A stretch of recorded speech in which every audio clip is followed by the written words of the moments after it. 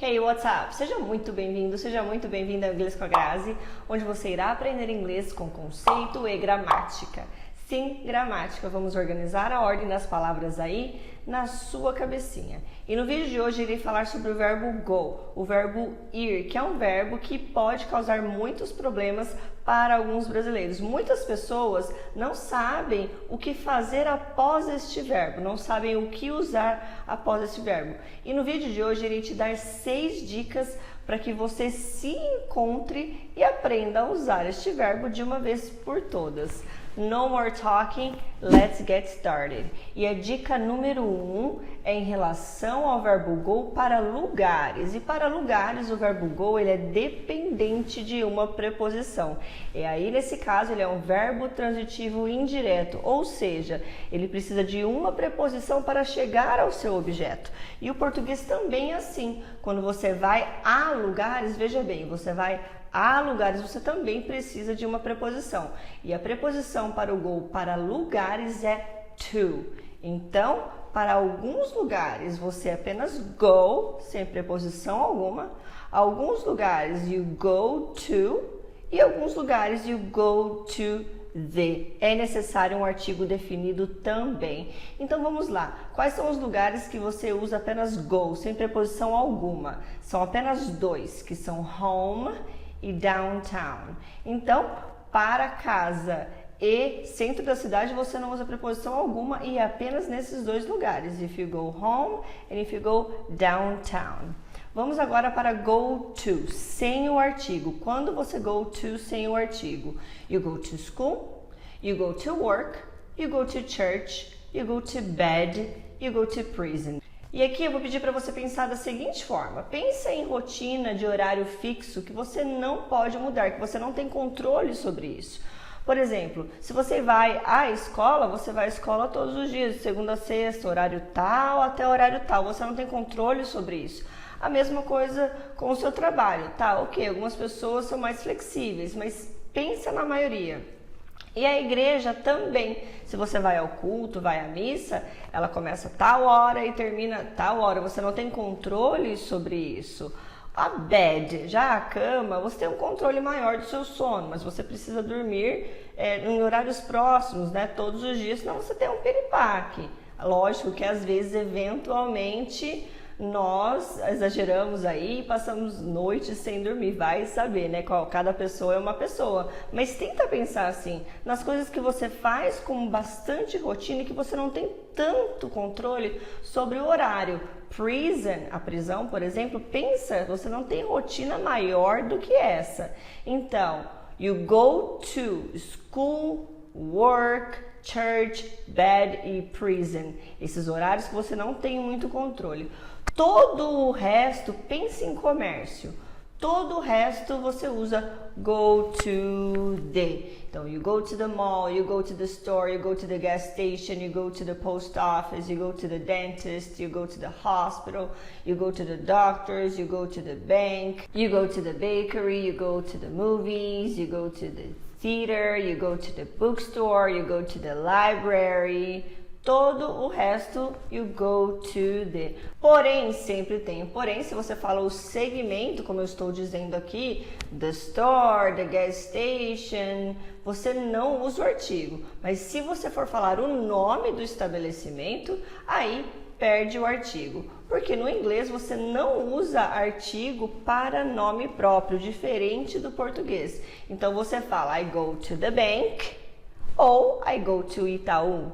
I go to the store ou I go to Marisa. Por quê? Porque sim, porque é regra, tudo tem regra nessa vida. E é isso para a dica número 1, vamos agora para a dica número 2. Então agora nós não estamos pensando mais em places, em lugares, e sim ações, esportes, atividades, que é onde você usa o verbo go com um verbo no ing. Esse verbo no ing não significa indo, ando, não. Ele tem uma função infinitiva, que são os verbos que terminam em ar, er e ir. Então, quando você vai nadar, you go swimming. Quando você vai surfar, you go surfing.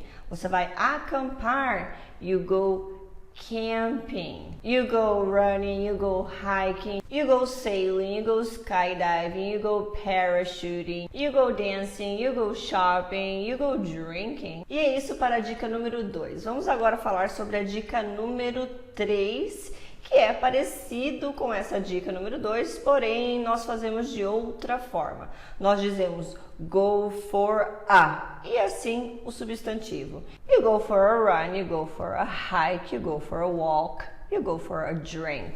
E tem também, quando você está em um restaurante e vai escolher a sua refeição, você pode dizer I'm going to go for a salad, I'm gonna go for fish tonight. E também tem a expressão go for it, que é quando você está incentivando as pessoas a ir em frente com seus projetos, ou seja lá o que for. É a dica número 4, to go on. E você usa a preposição on com o go para expressar tempo livre, férias, por exemplo. You go on vacation, you go on a trip, you go on a break, you go on a cruise, you go on a date, you go on a strike. Strike é greve para quem não sabe. E é isso para a dica número 4, let's go on, para a dica número 5, que é a diaba da gramática. Então preste atenção, no português a seguinte frase, eu vou trabalhar amanhã, ela está no futuro. Porém, este verbo vou, ele está no presente, mas ele é o verbo auxiliar da frase indicativo do futuro. No português, nós não pensar com o verbo ir, muitas vezes, se você está falando uma frase no presente ou no futuro, por essa questão. Porém, no inglês, as coisas são bastante diferentes. No inglês, se você está usando o verbo ir, eu vou, no presente, você usa I go. Porém, se você usa eu vou para o futuro, você precisa da seguinte estrutura. Você precisa de um verbo to be, que é o verbo auxiliar desta frase. Você precisa de um semi-auxiliar, que é o going to. E só então você vai usar o seu verbo principal. Então, eu vou trabalhar. I am going to work. Eu vou estudar. I am going to study. I am going to dance. I'm going to teach. I am going to. Tudo isso significa eu vou quando nós estamos nos referindo ao futuro.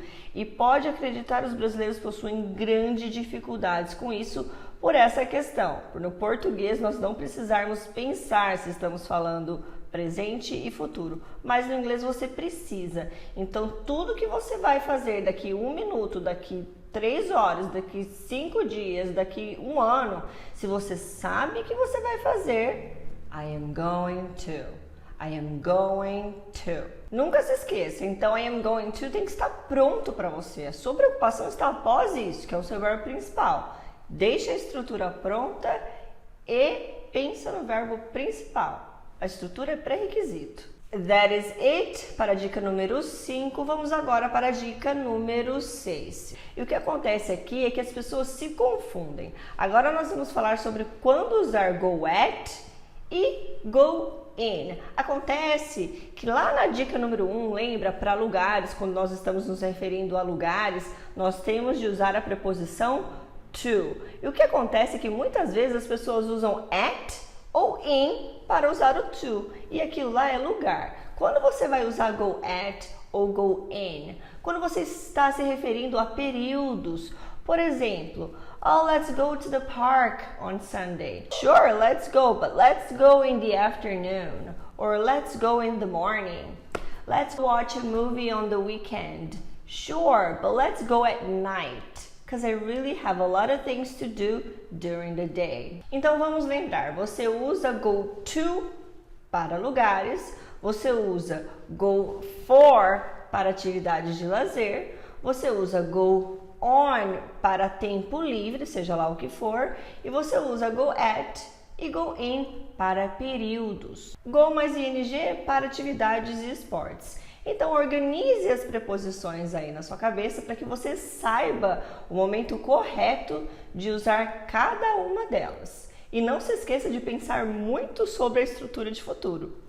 Tudo que você vai fazer daqui a 1 ano, você sabe o que vai fazer. I am going to.